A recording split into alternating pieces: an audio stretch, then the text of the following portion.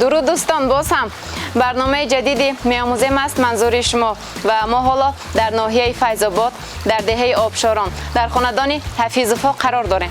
خیلی درک کردید از آن زردآلوهایی که ما جمع آوری کردیم. امروز میخواهیم طرزی آماده کردن مربا را آموزیم و البته باور داریم که پخش این برنامه طبع شما را بالیده خواهد گرداند. با ما باشید. ما زنها خوب میدانیم زردآلو یکی از میوه‌های بسیار نازک به حساب می‌رود. اگر این را نادرست جمع آوری نماییم و یا نادرست ذخیره کنیم حتما که ویران می‌شود و برای آموختن نازکی‌هایش باشد ما عین حال ایستاده‌ایم نزد هنرمند بانوی چیره دست فاطمه سلیمانی. باری دیگر درود. السلام علیکم، خوش آمدید به خاندان ما حاضر باشد یک نمود طرز تیار کردن مربا را از زردآلو نشان می‌دهیم. خب رحمت، ما که حالا زردآلو را جمع آوری کردیم، یکی با رنگ زرد و دیگری با رنگ سرخ. تفاوتی ندارد اگر ما این را آمیخته کرده مربا تیار کنیم؟ برای ما هر دویشان هم زردآلو می باشد. برای همین قدر هیچ گپ نداره، ما باید هر دویش رو با زردآلو مربا تیار کنیم. خب چه خیلی میدونیم و ما شکر لازم است و آب برای تیار کردن قیام. دیگر چیزی نه در کار نیست، فقط ما همین زردآلو رو چین کرده با اون شکر همراه کرده و با آب می اندازیم. و چقدر زردآلو چقدر شکر در کن؟ این ما در 8.5 کاسه زردآلو 6 کاسه شکر و 12 کاسه آب رو آمیخته میکنیم. کار رو از چی شروع میکنیم؟ ما باشد زردآلو رو گرفته و دو قسم تقسیم میکنیم و دانه‌هایشان رو میگیریم برای که زردآلوی ما مربای ما خیلی خوشبو و خوش‌طعم بیاید. حتما که باید از دانه‌هایش چیده میکنیم.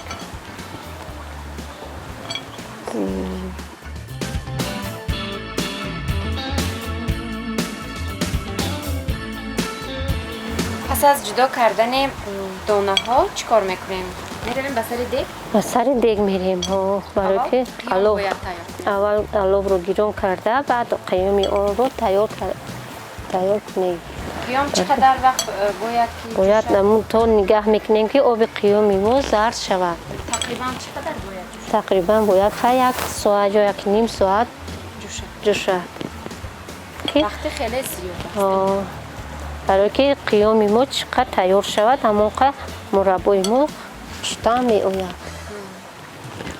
و باز می شود که حالتایی که در اولی برنامه کمی اول قید کردم ویران می شود در دوام زمستان ذخیره که ما میکنیم. اگر سبب ما به همین قاعده های اگر این رعایت نکنیم شکر کم بیاید یا که زردآلوی ما اگر مربای ما کم ترک خام ماند برای آن ما مربای ما زرد میشه ویران میشه و یا اینکه همین زردآلو رو تازه نشوییم هم خیلی شده نشوییم.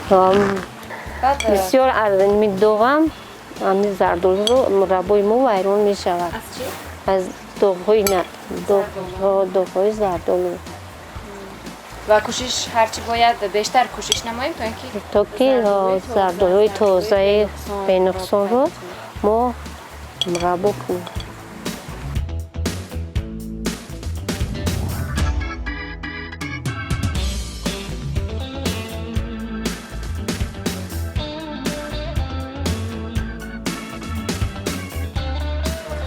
باز چی میتواند مربای زردآلوگی رو ویران نماید؟ وقتی که ما آلو رو تیز موندن میخوندم زردآلوی ما ویران میشود. برای آلوش بلند آتش بلند باشد مربای ما ویران میشود. حالا باشد یعنی امروز باشد ما همه این قاعده ها رو رعایت کرده و نوبت گرفته باور داریم که یک مربای خوب تیار میکنیم. آتش مانا؟ مایلش آلو رو گرم کن.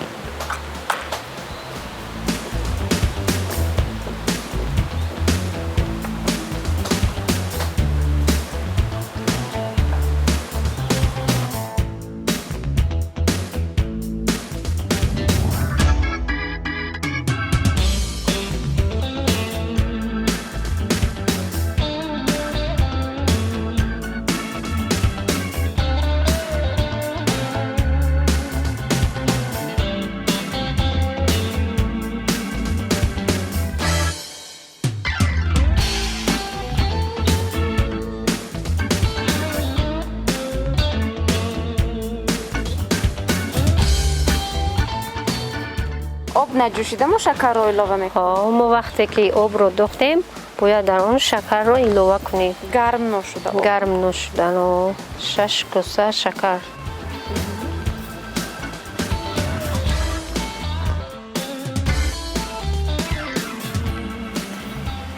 شما این چینک رو از کی یاد گرفتید؟ یعنی معیار همین؟ من معیار این رو از مادر کلانم یاد گرفتم.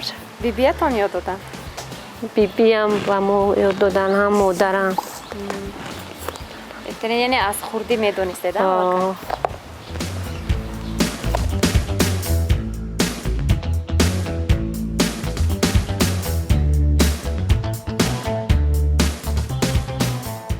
چون هوای فیض‌آباد کمی سردتر است، سالقین است. اینجا زردالو دیر میپزد ها؟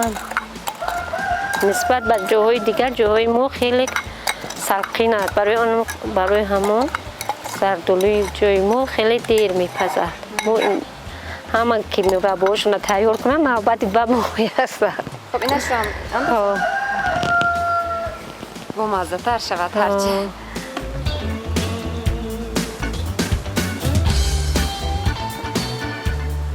باید ما این رو با یک بار دیگر کنیم که شکر این قطعه آب یک جایه شود. تنها پس از جوش آمدن آب؟ امسال محکم کرده تابه ها؟ ما از آلوچه، از کلوبنیک، از زردالو کردیم محکم. افشورت محکم کردیم. و مربا چی؟ مربا هم همچنین هم چند تا بنکه محکم کردیم. در عائله شما مربا رو دوست میدارن؟ بله، مربا رو چرا دوست نمیدارن؟ دوست میدارن. لذیذ هستن؟ لذیذ و مزه. کودکان خیلی نغز میبینن. ما این مربا زردالو چقدر به همه فایده‌ناک است. برای اونقدر زردالو رو چقدر ما مربا میکنیم. بسیارتر ذخیره میکنیم.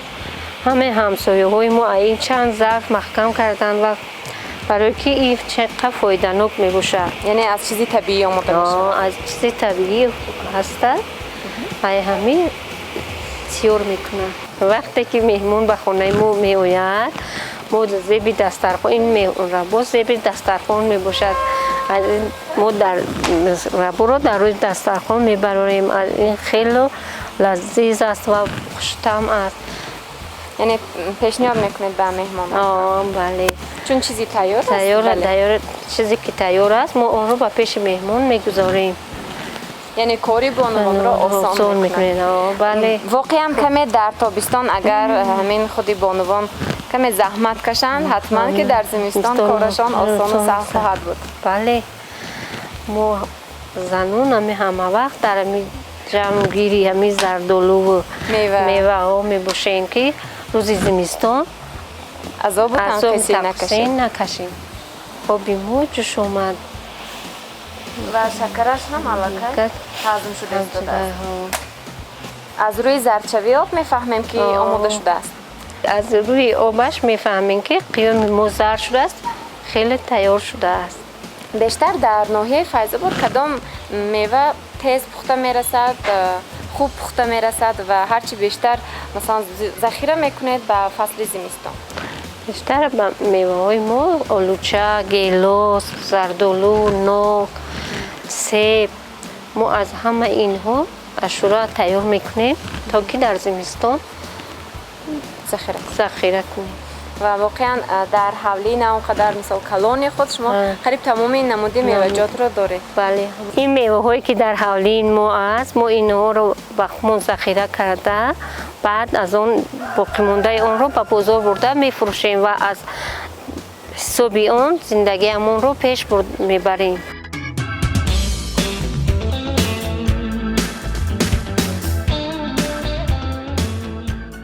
برای چی ما با کاولز چوبی کفته است؟ برای که این به ضرر می باشد. مادران با بیای ما وقتی که مربا میکردن با همین کاولز میکردن. این چوبی طبیعی خودمون میشه و به ضرر می باشد. فایده نیست داره برای که هم میکروب نداره. به میکروب است. برای همون ما هر باری که مربا کنیم با همین چوبی با همین چی میکنیم؟ کاغذ چوبی میکنیم. تنها پیش از استفاده باید حتما که خوبتر و بهتر شوییم. بهتر این رو به ضرر کنیم که اگر چی و مو ضرر نرسونه در این مربای ما. ظرف‌ها رو نیز پیشکی آماده کرده ایم. بله. ما اون رو اول در آب میجوشونیم، به ضررشون میکنیم و مربا هم رو میبرداریم. در اینجا ما یک چند نمودی میوه را دیدیم. باز در برابر میوه‌جات در باغ حولی شما کدام نمودی سبزوات میروید؟ در حولی ما پمیدور، بودرینگ، کپوز، گلکرم، کارتوشکا، سبزی، پیاز، لوبین میکاریم. ما از آنها استفاده برده زندگی خود را پیش میبریم و برای زمستان ذخیره میکنیم.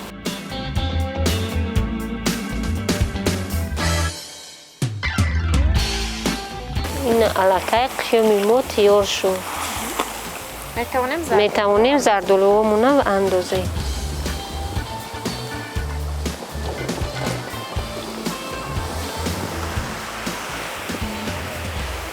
اصلا میگن یک چند نمودی طرزی آماده کردن مربای زردالویی موجود است، ولی ما امروز راهی کمی آسانترش را پیشه کردیم، زیرا بینابر گرفتیم محدودیتی وقت را. وقتی ما اگر بخواهیم که مربا در دیگ هرچی زودتر آماده شود، پس از سحری روز بر وقت دانه هایش را جدا باید کنیم و به آن شکر علاوه نماییم تا بگاه همین خیل می ایستد، آب جدا میکند و وقتی که به دیگ می اندازیم، وقتی یک بار می جوشد، الکی می بینیم که مربا آماده می شود. ولی عینی حال که ما زردالو را تیار نکرده ایم، باید هرچی بیشتر جوشد. میگویند باز وقتی یک بار جوشید باید آتشش را خاموش کنیم، خنک می شود، سرد می شود، باز باری دیگر آتش می گذاریم، باز خنک می کنیم و باری سوم آتش می گذاریم و با همین مربا که آماده شد و ظرف‌ها میگیریم. باید چقدر جوشد؟ باید یک ساعت یا یک نیم ساعت این مربای ما جوشد که تا که زردالوی ما در این آب حل شود. حالا ما برای لذیذ شدنش باز دانه علاوه کرده ایم. بله. دوستان عزیز چقدر میبینید؟ برای خوش طعم شدنش بیشتری نفران کوشش میکنند که دانه علاوه نمایند و ما امروز همین گونه کردیم. اکنون باشد بیننده عزیز، ما انتظار میشویم تا اینکه یک دو ساعت زردالو جوشد و مربا تیار شود.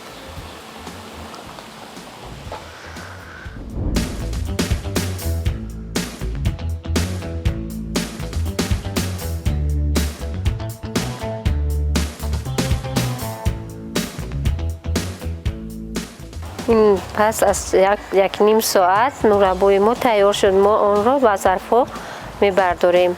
برای که ظرف‌ها را برداریم و ظرف‌ها را اول به ضرر گرداندیم.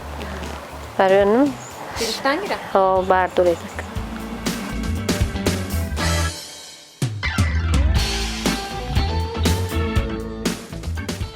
خیلی که در اول من پرسیدم برای چند ظرف ما امروز مربا تیار میکنیم، گفتید که این مقدار زردالویی که ما داریم میتواند 3 تا بنگه رو پر کند.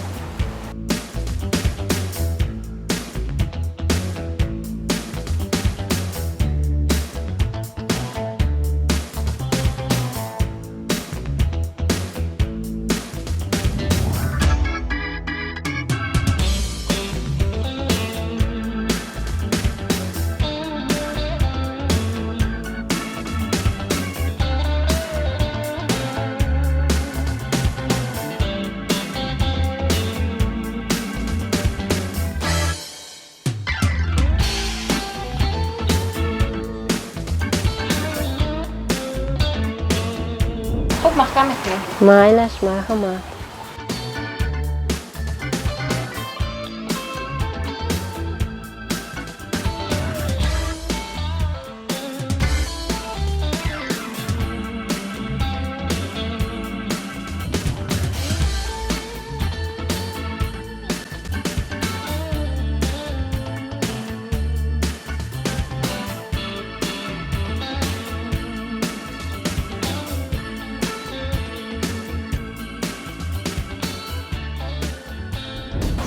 دوستان این بود برنامه می‌آموزیم درباره آنکه چگونه تیار کرده می شود مربای زردآلو و ما باور داریم که برای هر مخلصان هر نوبت برنامه می‌آموزیم پسند می‌آید اینچنین نوکاران باشد برای خود یک چیز خوب گرفته می‌توانند. پایان برنامه است. خیر سلامت باشید.